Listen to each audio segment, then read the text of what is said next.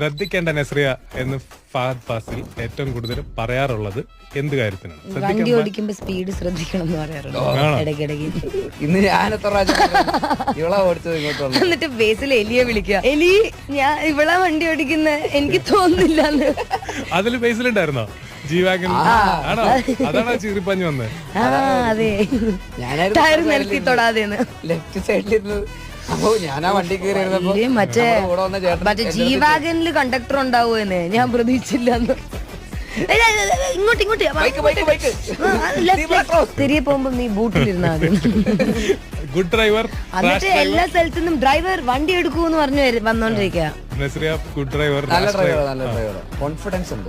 ഡ്രൈവിംഗിന്റെ quality എനിക്ക് പറയാറില്ല, പക്ഷെ കാരണം അവനത് ക്വാളിറ്റി മോശമൊന്നും അല്ലെങ്കിൽ ഞാൻ തിരികെ കൊണ്ടുപോകില്ലെന്ന്. 2 പ്രാവശ്യം മിറർ സൈഡിലിരുന്ന ബസ്സിലേക്ക് ഇരുന്നേനെ.